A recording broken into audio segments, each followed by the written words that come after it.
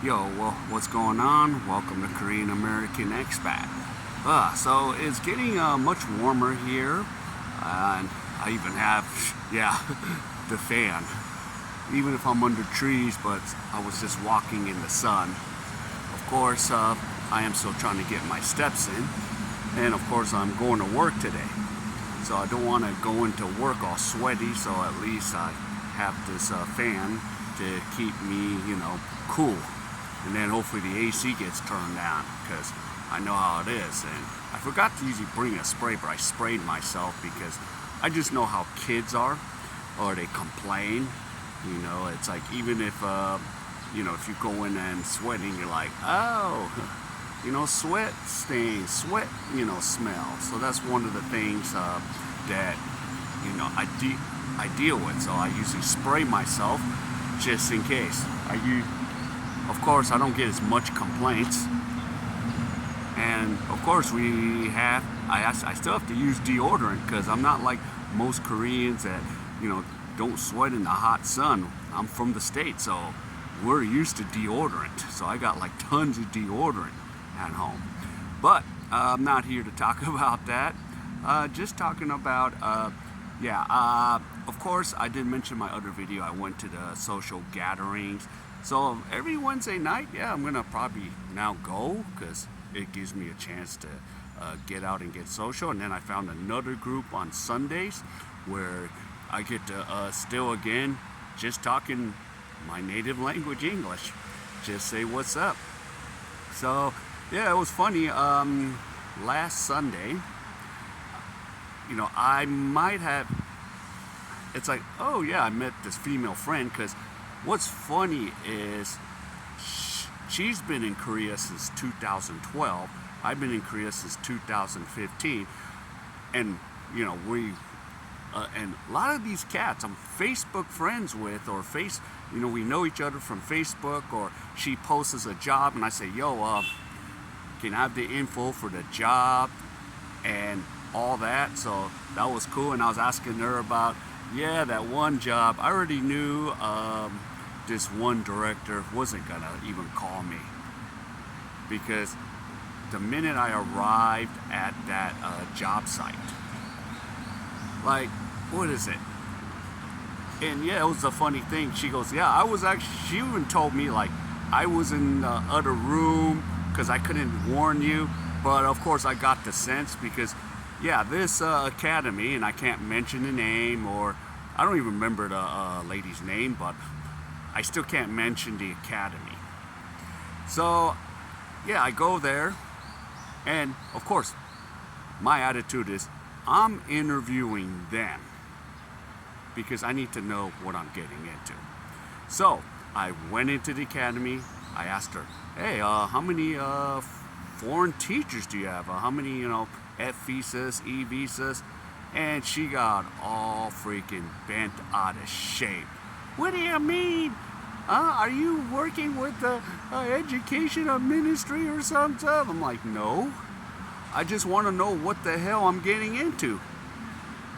And that's how I do my interviews, because I'm like, besides you interviewing me, I'm really here to interview you because I need to know that this is a good place to work, even if it's part-time. And then of course she was already talking about like, you need to do a sample lesson for free. And I was like, no, I don't do anything for free.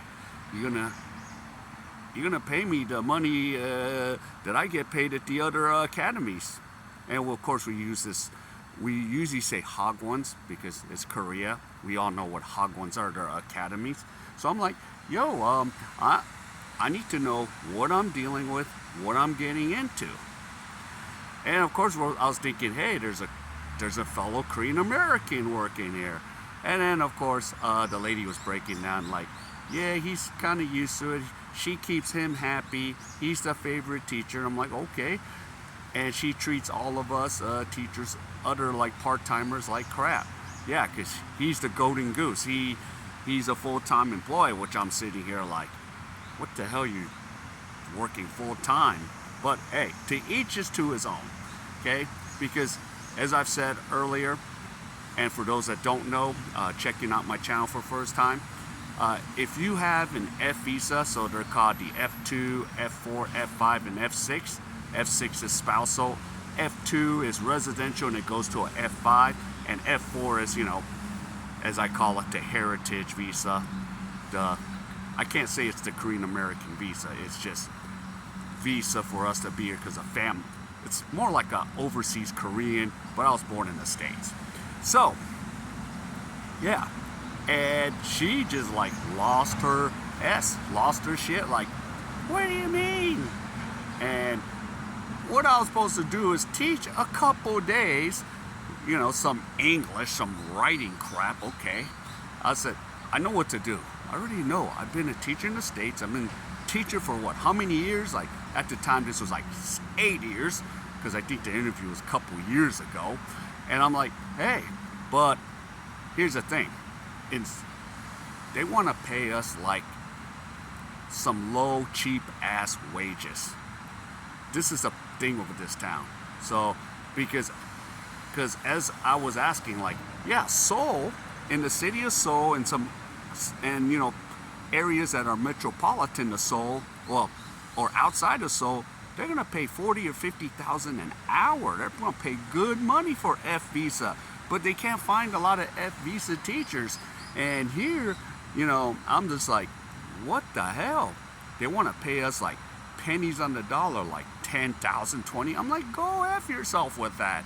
It's like, no, you need to pay the rates that Seoul pays. You need to pay what Busan pays. This is a major city, just like the it's the 5th biggest city. I'm like, you guys make thousands of dollars. What the hell? And I'm not gonna kind of play that, I am not gonna sit there and take those wages. Like, I will sit and wait. And of course, they're like when I see a job post, oh, non-native speakers, I'm like, I am not working there, because I already know they're gonna pay some low-ass wages. And with inflation, with the things that cost a lot more money, it's gotta go up in price. And I'm not asking for a big chunk of the puzzle or the piece of the pie. I'm just asking what we're worth. Yeah, my rate is like 40 to 50 an hour. That's most of the native speakers, and sometimes 60 an hour, or 1,001. So it's not US, it's like won. And I'm like, with inflation and all that, no, it's got to go up, not down. And yeah, I've just mostly wait out jobs because of my city. They just pay like crap. Like if I'm working, like I told you in the past, I'm working Korail or, LG Chemical and all those. They pay 50 or 60 and up. So you think I'm gonna go down to like 10 or 20,000 won an hour, which is, let me give you the equivalent, like 20,000 won is like $14 an hour. We're like, F that. No, especially and it's kind of weird, because even if I'm Korean American, but sorry, unfortunately, this is not my home. I'm away from home.